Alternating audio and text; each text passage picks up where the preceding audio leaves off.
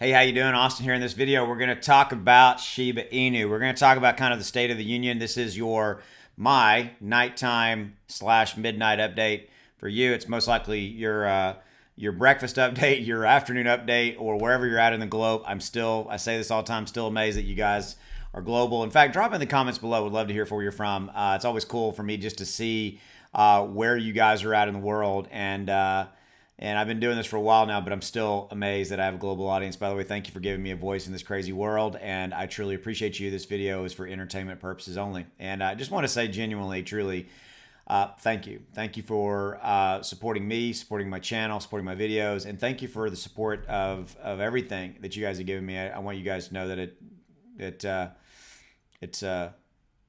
it actually almost made me crack up there. I was like almost gonna cry for a minute. You almost got emotional on you. All right, but I just wanted to tell you guys thank you. Okay, so where are we at with Shib? Shib right now is actually, in my opinion, weathering the storm really, really well. Okay, so right here you can see on the screen we're basically up, but we're not down 7 or 8%, right? And so if you look at kind of today's price action, we did dip down into the high sixes, looks like actually mid sixes there. So we did dip down. We came back from that pretty nicely.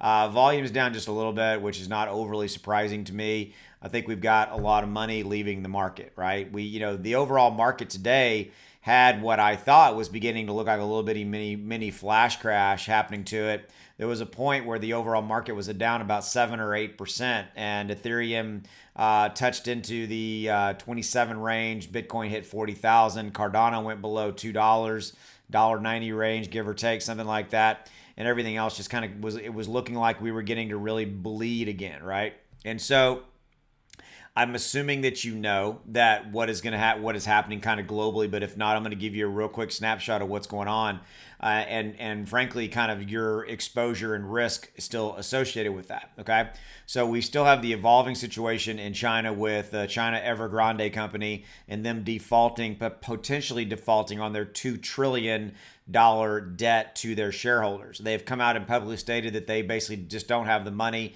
and by Friday is when they officially have to cover that debt. Okay, that's the real simple version of what's going on.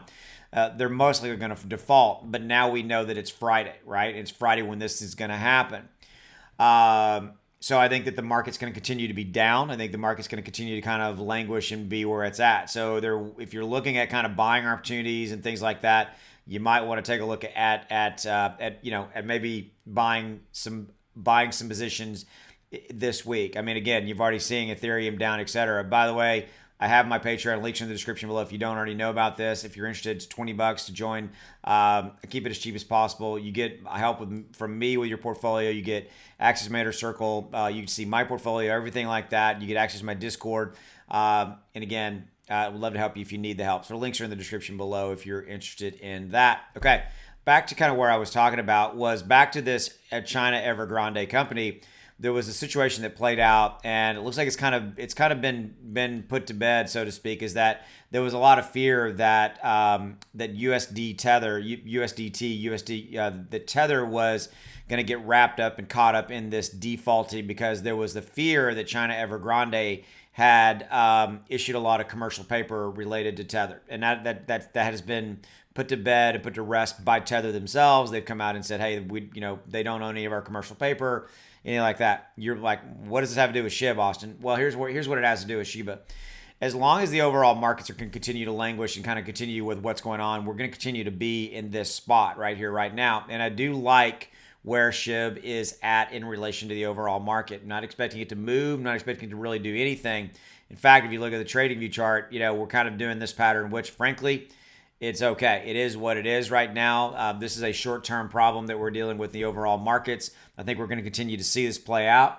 And, kind of look at it from a positive standpoint, right? Look at it from a positive standpoint of, potentially opening, up the wallet. Again, not investment advice. Do what's right for you.